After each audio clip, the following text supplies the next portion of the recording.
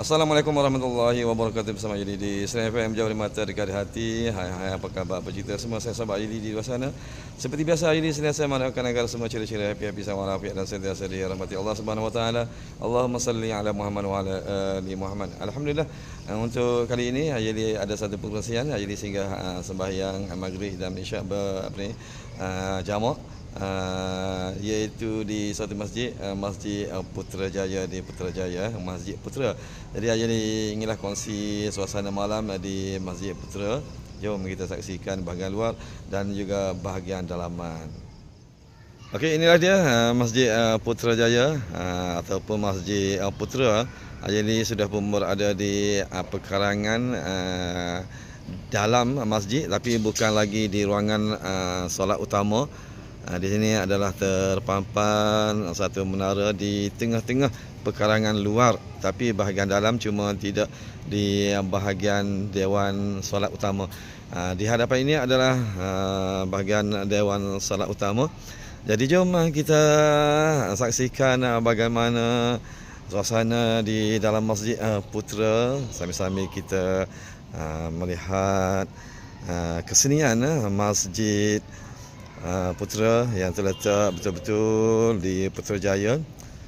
Okay, dengan keluasan yang sebegini, sememangnya dapat menampung jemaah yang agak ramai. Semestinya sedibina kalau kita saksikan di malam hari dengan gemelapan lampu-lampu di dalam, sememangnya dihias sebegitu indah. Jom kita sama-sama menjejah ke dalam Masjid Putra. Okey, inilah dia bahagian dalaman di Dewan Utama. Ini adalah bahagian lawatan untuk pelawat yang bukan Muslim. Jadi ayah ni masuk melalui pintu lawatan. Di sebelah kiri dan kanan, di sekeliling pagar adalah informasi yang diletakkan khusus buat non-Muslim untuk mendekati ataupun berada dalam masjid. Okey, kita tengok lampu-lampu yang begitu memukau, dan apa yang memukau yang ini adalah tulisan-tulisan dan juga loretan bunga yang tertampang di dinding. Dan kita tengok bahagian atas, di bahagian kubah dalam, sememangnya begitu indah, bercirikan entahlah Arab ataupun Turki ataupun sebagainya. Dan itu adalah bahagian atas. Okey, inilah dia suasana di dalam Masjid Putra. Di sebelah kiri sana adalah ruangan yang dikhususkan untuk muslimat. Inilah ruangan Dewan Solat Utama untuk muslimin.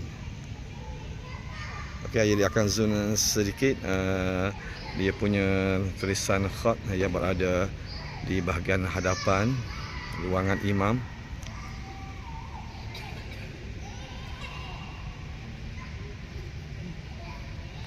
Okey, jadi beginilah dia suasana di dalam Masjid Putra. Okay, Alhamdulillah, jadi telah selesai menunaikan salat berjemaah dan juga jamak takdim. Sekarang ini masih lagi dalam waktu maghrib. Okay, setakat ini saja perkongsian ini pada hari ini. InsyaAllah kalau ada perkongsian seterusnya, jadi akan kongsi bersama. Ilahi sudahi dengan wassalamualaikum warahmatullahi wabarakatuh.